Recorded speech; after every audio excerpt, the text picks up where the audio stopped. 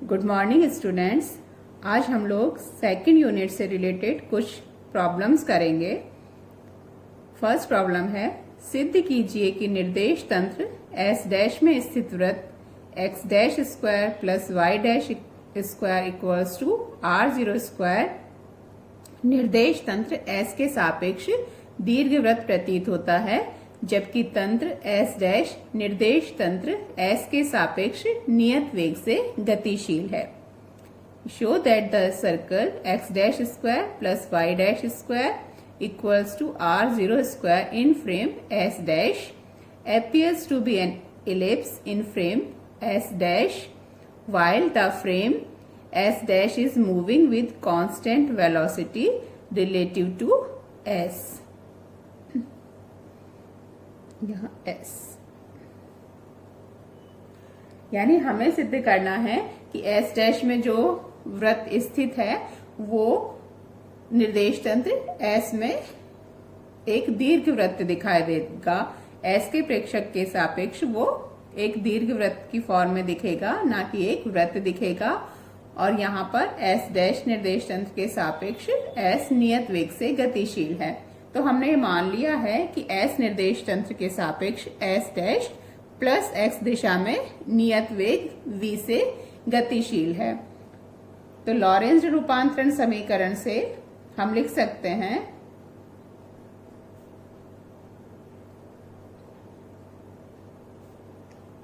Lorentz रूपांतरण समीकरण चार होते हैं, तीन डिस्टेंस एक्स वाई और जेड या x dash y dash z dash, और एक समय के लिए होता है।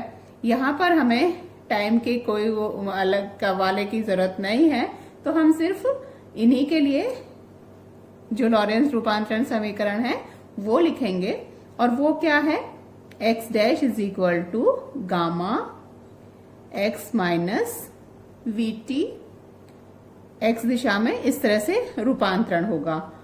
y dash equals to y रहेगा, क्योंकि गति केवल x दिशा में हो रही है, इसलिए y दिशा के, और अगर z कोऑर्डिनेट भी होता तो वो चेंज नहीं होता, इसलिए x डैश का gamma x minus we t और y dash equals to y। यहाँ पर गामा है जो वो वही 1/√1 minus v square upon c square है। तो S डैश में जो वृत्त है उसका समीकरण दिया गया है x dash square plus y dash square equals to are zero square. तो ये वैल्यूज हम पुट कर देते हैं। एक्स डैश का स्क्वायर करेंगे तो ये हो जाएगा gamma square X minus we T का whole square plus Y square equals to are zero square, और एक्स माइनस वी टी का whole square plus Y square upon gamma square equals to are zero square upon gamma square. यहां हम इसको 1 भी लिख सकते हैं। गामा स्क्वायर से हमने पूरी जो इक्वेशन है उसको डिवाइड कर दिया है। अभी किस फॉर्म में आ गई ये इक्वेशन,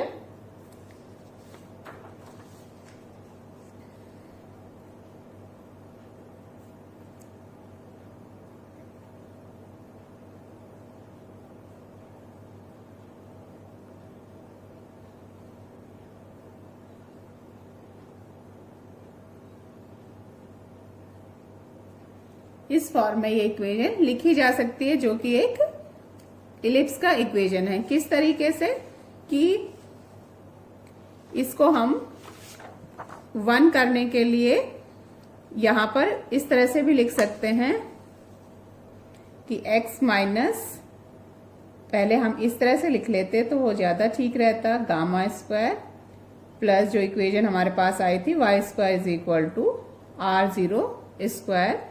इसको इस तरह से लिखते हैं कि gamma square upon R zero square X minus we T का square plus 1/r0 square y square equals to 1। या x माइनस वी टी का square upon r0 square upon gamma square plus y square upon r0 square equals to 1। अब ये उसी form में आ गया है, सिर्फ इसका सेंटर है वो 0 0 ना होकर क्या हो गया, vt और 0। तो यह एक दीर्घवृत्त का समीकरण है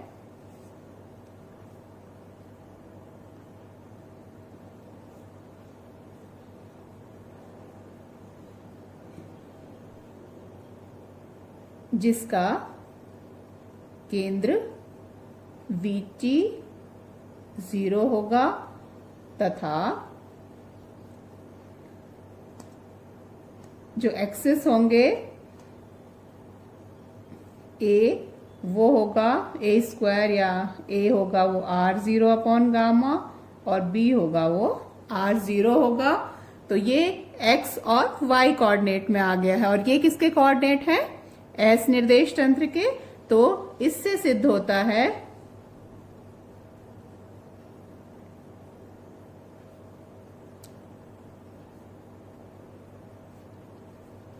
कि s निर्देश तंत्र में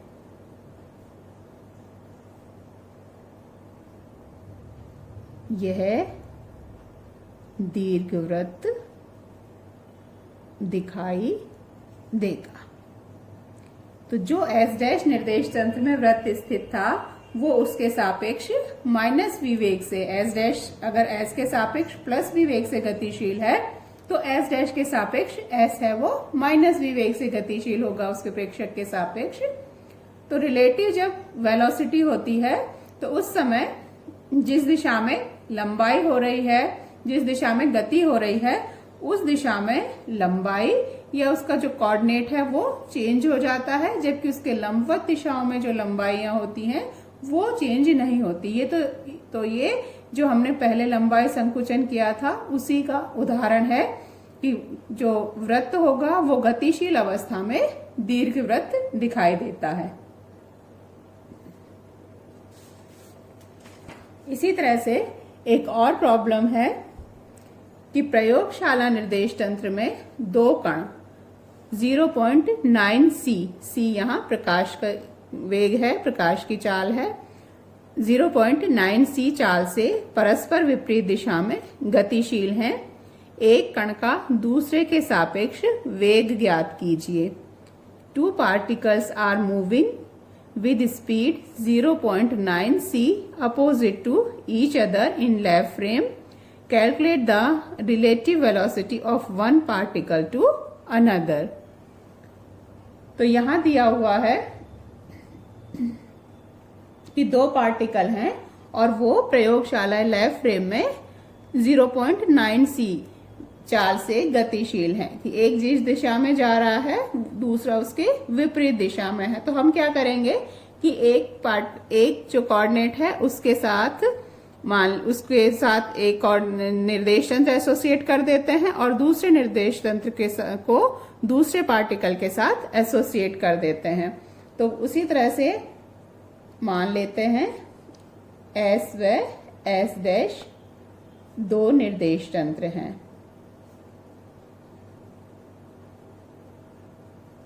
अब S में जो कण है वो 0.9 c चाल से गतिशील है। हम इस तरह से भी कह सकते हैं कि ये S निर्देश तंत्र है, इसमें कोई पार्टिकल है जो 0.9 c और दूसरा पार्टिकल हम कह रहे हैं कि वो माइनस या विपरीत दिशा में 0.9 c चाल से ही चल रहा है लेकिन इसके विपरीत दिशा में। तो हम क्या करते हैं कि इस में हम ये हमने एसोसिएट कर दिया है दूसरा निर्देश तंत्र S डैश इस पार्टिकल के साथ और हम कह रहे हैं कि ये जैसे ये 0.9 c जिस दिशा में गतिशील है ये उसके विपरीत दिशा में गतिशील होगा 0.9 c वेग से। तो हम ये कह सकते हैं कि S डैश में दूसरा कण स्थिर अवस्था में है तथा S डैश S के सापेक्ष -v वेग से, वेग या यहां -v वेग का मतलब 0.9 c वेग से या चाल से गतिशील है।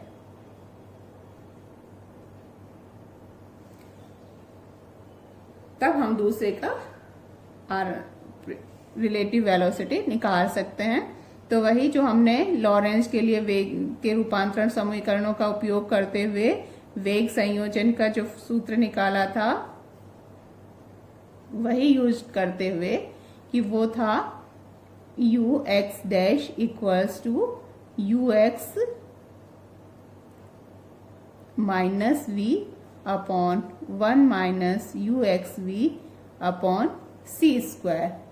यहां पर क्या हो गया है, ये जो वैल्यूज ux है वो 0.9 c है, v है वो -0.9 c और c तो जो प्रकाश का चाल है ही, तो ये वैल्यू इसमें पुट कर दें तो ux dash equals to 0.9 c plus minus minus मिलकर प्लस हो जाएंगे 0.9 c अपॉन 1। यहाँ भी ये माइनस और v के साथ फिर एक और माइनस आएगा तो वो भी मिलकर प्लस हो जाएंगे और 0.9 इंटू 0.9 और c से c का मिलकर c square upon c square पहले से है, तो ये c स्क्वायर कैंसिल हो जाएगा और ux dash equals to 0.9 plus 0.9 1.8 c upon 1 plus 0.9 का स्क्वायर, तो 9 का स्क्वायर होता है 81, तो 0.9 का हो जाएगा 0.81। तो ux dash equals to 1.8 upon 1.81 c, तो ये लगभग प्रकाश के वेग के बराबर ही आएगा। इसको और पूरा सॉल्व करेंगे तो ये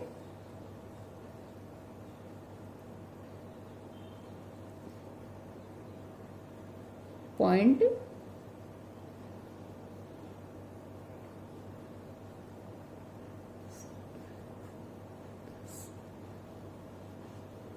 एक बार 9 से जाएगा, 9 से डिवाइड हो जाएगा, ये बचेगा, फिर पॉइंट लगा हुआ है तो ये फिर से ये 9 टाइम्स चला जाएगा, फिर से 9 10 8 8 1 और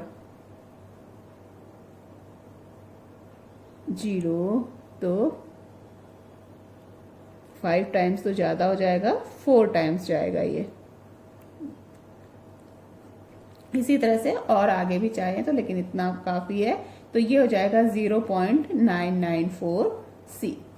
तो रिलेटिव एक कण के सापेक्ष, उधर से देखेंगे तो वो उस तरह से भी ऐसा ही होगा क्योंकि उसमें दूसरा जो है वो उसके विपरीत दिशा में चलता हुआ दिखाई देगा, तो दोनों की रिलेटिव स्पीड एक दूसरे के सापेक्ष यही दिखाई देगी। दूसरे कण का वेग 0.994 c। तो ये वही लॉरेंज रूपांतरण समीकरण का यूज करते हुए जो हमने वेग संयोजन, यहाँ y और z कोऑर्डिनेट निकालने की जरूरत नहीं है कि वो वही होंगे। यहाँ पर हमने जिस दिशा में मानी है वो x दिशा में मानी है, तो y दिशा के उसका 0 कंपोनेंट था, तो uy डैश है वो भी 0 होगा, तो केवल x दिशा में ही घटक होगा और जो सापेक्षिक वेग होगा वो 0.994 c होगा। कुछ और प्रॉब्लम्स हम नेक्स्ट टर्न पर करेंगे।